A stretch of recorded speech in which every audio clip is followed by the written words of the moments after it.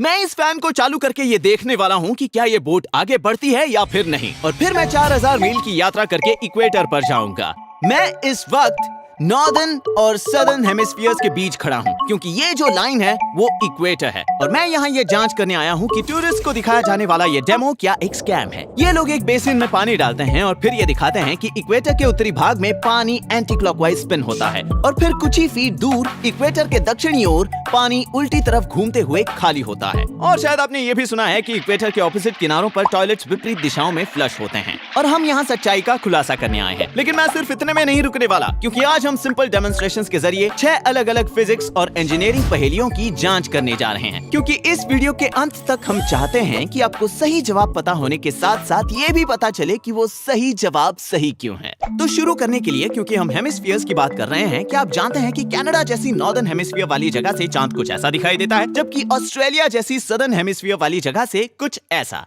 चांद उल्टा दिखता है। और इस मजेदार फैक्ट को जानने से भी ज्यादा मजेदार है इसके पीछे का कारण जानना। अभी बताता हूँ कि क्यों। जैसा कि हम सब जानते हैं, पृथ्वी एक स्फीयर है।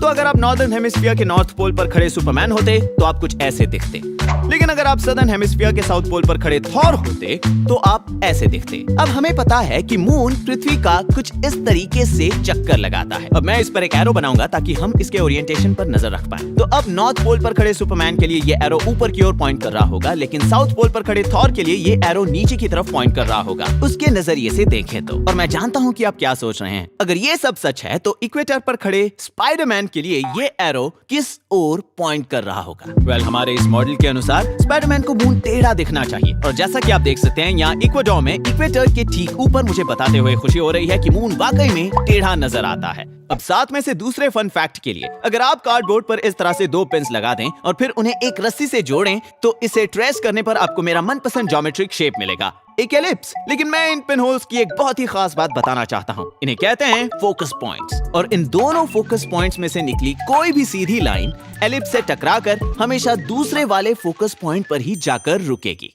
और ये रहा सबूत, क्योंकि मैंने एक फोकस पॉइंट पर लेजर पॉइंटर लगाया है और दूसरे पर वैक्स बॉल, और इस एलिप्स के अंदर की दीवार कांच की है, और आप देख सकते हैं कि मैं चाहे जहां भी लेजर घुमाऊं वो हमेशा रिफ्लेक्ट होकर सीधे वैक्स पर ही जा गिरेगा। और अब मैं बताता हूँ इससे भी ज्यादा कूल बात। अगर आप एलिप्स के आकार का एक बड़ा कमरा बनाएं और फिर उसके फोकस पॉइंट पर खड़े रहें तो दूसरे फोकस पॉइंट पर खड़े किसी इंसान का खुसफुसाना भी सुन सकते हैं, चाहे वो कई 100 फीट दूर क्यों ना हो, क्योंकि सभी साउंड वेव्स रिफ्लेक्ट होकर सीधे आपके कानों पर ही पड़ेंगी। इनफैक्ट इस तरह का कमरा वाकई में मौजूद है। इसे बनाया था जॉन क्विंसी एडम्स ने यूएस के कैपिटल बिल्डिंग में, और कहा जाता है कि वो अपने दुश्मनों की चालों का पहले ही पता लगा लेते थे जो कमरे के दूसरी तरफ उनके खिलाफ षड्यंत्र रचते। और अब क्योंकि आप इसके पीछे का विज्ञान जानते हैं, आप समझ सकते हैं कि जॉन क्विंसी एडम्स ने अपना डेस्क बाईं तरफ वाले फोकस पॉइंट पर क्यों रखा। अब आते हैं तीसरे नंबर पर। हम सब जानते हैं कि जब हम कार का एक्सेलरेटर जोर से दबाते हैं तो उसके अंदर का सामान पीछे की ओर सरक जाता है, और जब ब्रेक लगाते हैं तो सारा सामान आगे आता है, जिसमें आप भी शामिल हो। इसीलिए हमेशा सीट बेल्ट लगानी चाहिए। तो फिर ऐसा क्यों होता है कि किसी बर्थडे पार्टी में जाते समय जब मैं ब्रेक लगाता हूँ तो केक तो आगे आ जाता है, लेकिन बलून्स पीछे की ओर खिसक जाते हैं? चलो, केक तो आगे इसीलिए आया क्योंकि उसके ऊपर न्यूटन का पहला नियम लागू होता है, जो ये कहता है कि सभी चीजें आलसी होती हैं और वो अपनी जगह से तब तक नहीं हिलेंगी जब तक कोई बल उन्हें मजबूर ना करे। और न्यूटन का दूसरा नियम कहता है कि जितना ज्यादा आपका वजन होगा, आपको अपनी जगह से हिलाने के लिए उतनी ही ज्यादा बल की आवश्यकता होगी। लेकिन एक चीज है जो हम कभी कभी भूल जाते हैं, हमारे आसपास की हवा भी एक तरल है और उसमें भी मास है, उसमें भी कुछ वजन है। इसीलिए तो एयर प्रेशर का अस्तित्व है। हमारे ऊपर बहुत से एयर मॉलिक्यूल्स मौजूद हैं जिनका अपना थोड़ा सा वजन है। मान लीजिए कि हम हवा के ढेर के नीचे दबे हैं, इसीलिए जब आप पहाड़ चढ़ते हैं तो आपका चिप्स का पैकेट फूल जाता है। ऐसा इसलिए है क्योंकि ये हवा के ढेर के ऊपर चला गया है, और अब इसके ऊपर कम हवा है जो इस पर चारों तरफ से दबाव डालेगी। आपको सबूत चाहिए? तो ये रहा एक आसान सा एक्सपेरिमेंट, आपको ये दिखाने के लिए कि हवा का भी वजन होता है। जब मैं इस गुब्बारे को इस साइन पर फेंकता हूँ तो ये हिलता जरूर है, लेकिन गिरता नहीं। अब मैं उसी गुब्बारे को लेकर उसमें थोड़ी और हवा भरूंगा, बस। बाकी सब कुछ ठीक पहले की तरह ही है, लेकिन अब ये उस साइन को गिरा पाता है। तो इसका मतलब है कि हमने सिर्फ थोड़ी हवा डालकर इसका वजन बढ़ा दिया, क्योंकि न्यूटन के दूसरे नियम के अनुसार ही जो चीज जितनी ज्यादा वजनदार होगी उससे दूसरी चीजों को गिराना उतना ही ज्यादा आसान होगा।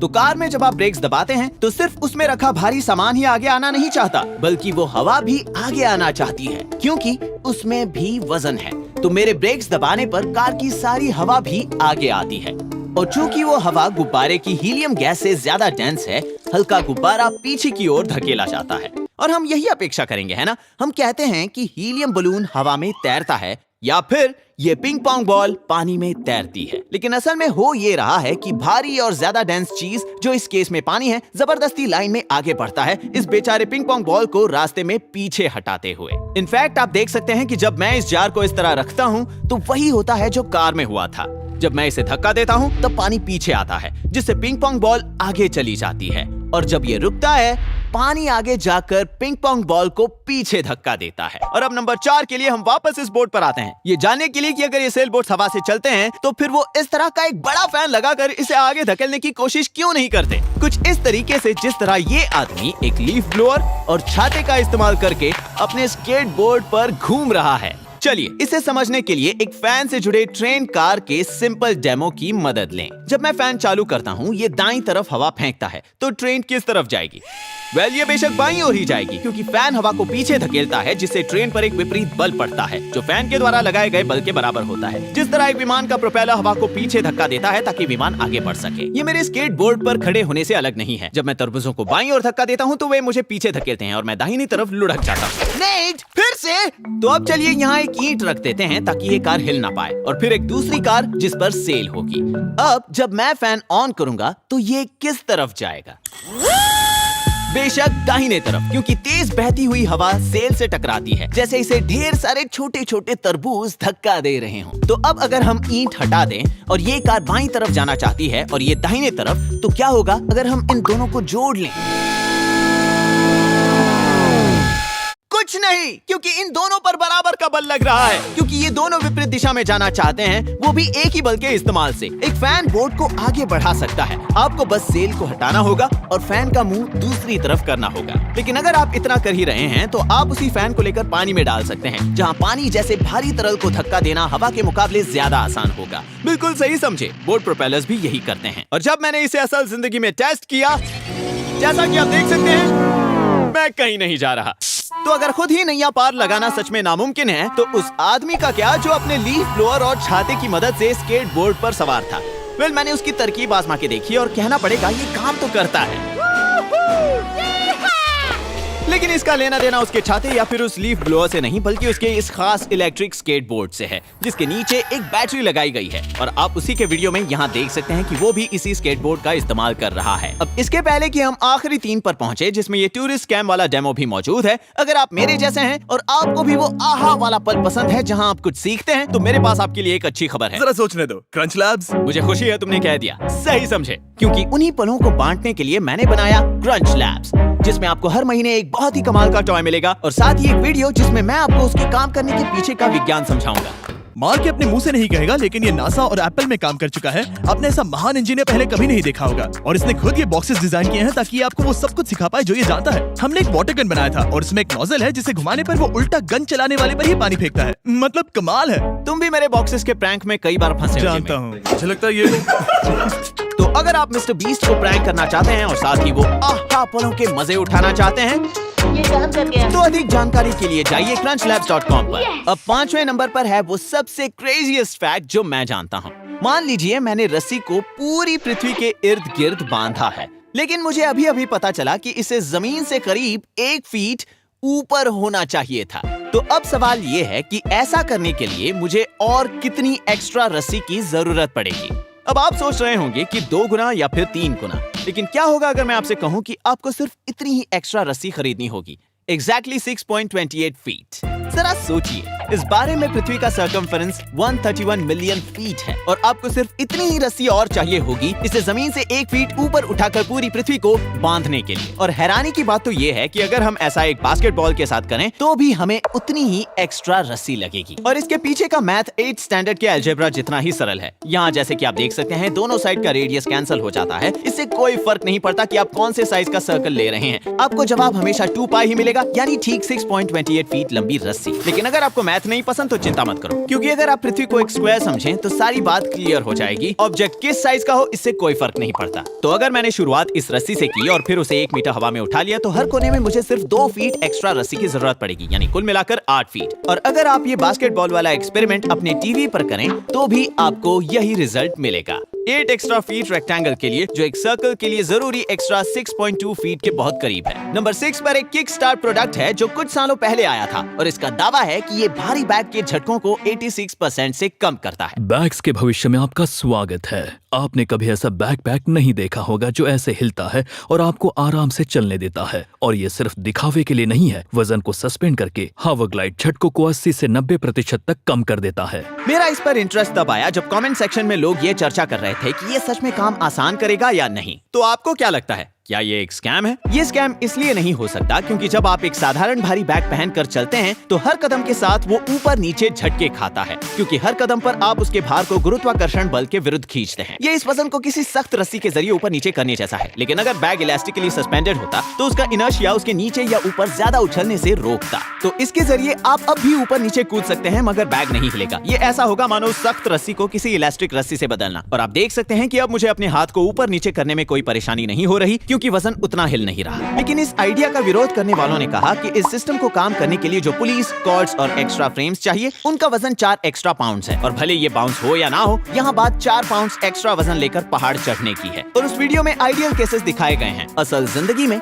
ऊबड़ खाबड़ रास्तों पर सफर इतना आसान नहीं होगा। और मुझे लगा कि दोनों ही बातें अपनी अपनी जगह पर सही हैं। तो क्योंकि मैं वैज्ञानिक विधि में विश्वास रखने वाला इंसान हूँ, मैंने अपने लिए इसे मंगाया और फिर कुछ मील हाइकिंग करने निकल पड़ा, जहाँ मैंने इस हाईटेक बैग की तुलना एक साधारण बैग के साथ की, दोनों बैग्स में बराबर वजन रखकर। अब तक तो मुझे ये पसंद नहीं आया। लग रहा है जैसे ये मुझे पीछे खींच रहा है। जॉगिंग करके देखता हूँ। ओह, अब ये हुई ना बात। मुझे लगता है यही सही तरीका है शायद। अगर इसके साथ तालमेल बिठा है तो ये जादू जैसा है। यदि तालमेल नहीं बैठा तो ये नहीं जमेगा। ओह हाँ, एक बार जैसे ही तालमेल टूटा, यही मेरे गिरने का कारण बनेगा। तो मैं इस निर्णय पर पहुंचा कि ये एक स्टेबल, प्रेडिक्टेबल रास्ते पर काम आ सकता है। लेकिन इसके आउट ऑफ सिंक इश्यूज की वजह से इसके 4 पाउंड के एक्स्ट्रा वजन को उठाना मुझे कोई मतलब का नहीं लगता। अब हमारे आखिरी साइंस चैलेंज के लिए हम यहाँ एक्वाडोर के इक्वेटर के यहाँ वापस आए हैं, ये देखने के लिए कि ये मशहूर टूरिस्ट अट्रैक्शन क्या असल में एक स्कैम है। क्या पानी सच में विपरीत दिशाओं में ड्रेन होता है जब आप इक्वेटर के कुछ फीट ऊपर या नीचे जाते हैं तो? और क्या टॉयलेट्स भी नॉर्दर्न हेमिस्फीयर और सदर्न हेमिस्फीयर में विपरीत दिशाओं में फ्लश होते हैं? टॉयलेट्स के मामले में आइए मैं पहले इस मिथक को झूठा साबित कर दूं।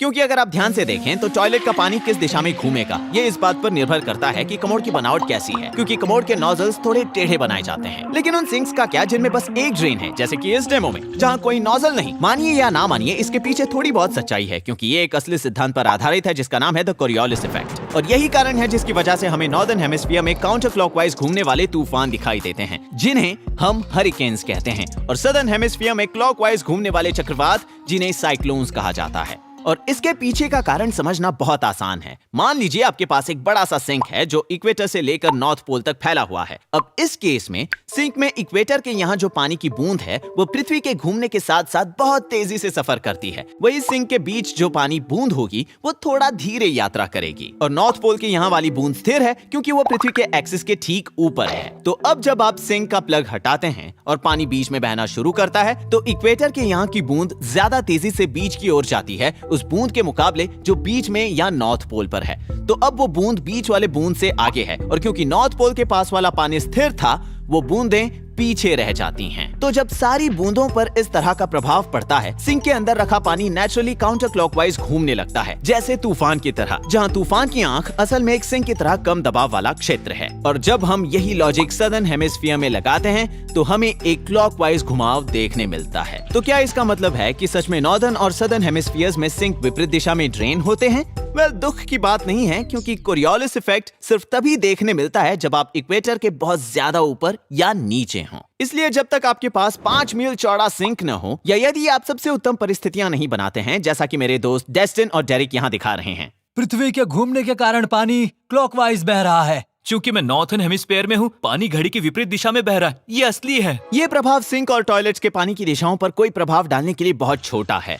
और अब ये अन्य कारकों पर निर्भर करता है, जैसे कि सिंक ज्योमेट्री या ये फैक्ट कि जो पानी दिखने में स्थिर लग रहा है लेकिन वास्तव में प्लग निकाले जाने से पहले उसमें थोड़ी सी हलचल बची थी। तो टूरिस्ट्स के लिए दिखाए गए डेमो का क्या? वेल, अगर आप उन वीडियोस को ध्यान से देखें तो आप पाएंगे कि वो आखिर में बाल्टी को ट्विस्ट करता है और फिर पानी उसी दिशा में घूमते रहता है। तो यहाँ पर पानी डालने के बाद वो बाल्टी को इस दिशा में ट्विस्ट करता है, जिसके बाद वो उसी दिशा में ड्रेन होता है और फिर सिंक को इक्वेटर के इस तरफ रखने के बाद पानी डालते वक्त वो बाल्टी को दूसरी तरफ ट्विस्ट करता है, जिससे पानी दूसरी तरफ बहकर ड्रेन होता है। इनफैक्ट आप इस तरीके का इस्तेमाल करके इस डेमो को अपने घर पे भी दोहरा सकते हैं और इस सिंक में पानी को दोनों तरफ घुमा सकते हैं। और इसलिए इसमें कोई आश्चर्य नहीं होना चाहिए कि जब मैंने ये सवाल पूछा, क्या ये तभी काम करेगा अगर पानी मैं डालूं?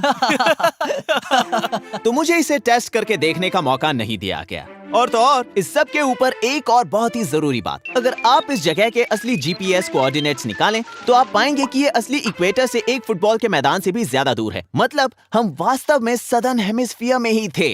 तो असली विज्ञान दिखाने के बजाय ये बस इनके आपसे पैसे लूटने के तरीके हैं, एक क्लेम से मैजिक ट्रिक के जरिए। जहां असली जादू वो सारा नया रसदार ज्ञान है जिसे मैंने वायरलेसली स्क्रीन के जरिए ट्रांसफर किया है, जिस पर आप मुझे देख रहे हैं मेरे मस्तिष्क से सीधे आपके मस्तिष्क में। नया साल आ गया, इसका मतलब ये बिल्कुल सही वक्त है कुछ नया सीखने का, क्योंकि कुछ नया सीखने का ये जुनून ही है जिसने मुझे YouTube वीडियोस और क्रंच लैब्स बॉक्सेस बनाने का जोश भरा है, जहां हम हर महीने आपके दरवाजे पर एक मजेदार टॉय भेजते हैं। और आप ना सिर्फ ये सीखेंगे कि एक इंजीनियर की तरह कैसे सोचें और बिल्ड करें, बल्कि उनके काम करने के पीछे का विज्ञान भी सीखेंगे। हर महीने एक नया सिद्धांत होगा और सबसे अच्छी बात ये है कि बिल्कुल जैसे आपको ये वीडियो देखकर आनंद आया होगा, ऐसा लगा ही नहीं कि हम कुछ सीख रहे हैं, क्योंकि हम सब्जियों को छुपाने में एक्सपर्ट हैं। इसे मेरे कहने का ये मतलब है कि 87% बच्चों ने इसे 1 से 10 के बीच वाले स्केल पर 8 रेटिंग दी है। और 4 में से 3 से अधिक माता पिता ने कहा कि बिल्ड बॉक्स मिलने के बाद उनके बच्चे में स्टेम और इंजीनियरिंग के प्रति एक नया जुनून पैदा हुआ। और तो और हर महीने आपको मिलेगा एक प्लैटिनम टिकट जीतने का मौका, और अगर आपको वो मिले तो फिर आपको यहाँ क्रंच लैब जाकर मेरे और मेरी टीम के साथ बिल्ड करने का मौका मिलेगा। अगर आपको अपने सुपर पावर जैसे सीखने के जुनून को जगाए रखना है तो जाइए crunchlabs.com पर या डिस्क्रिप्शन में दिए गए लिंक पर क्लिक करके आज ही अपना बिल्ड बॉक्स सब्सक्रिप्शन लें। Thanks for watching.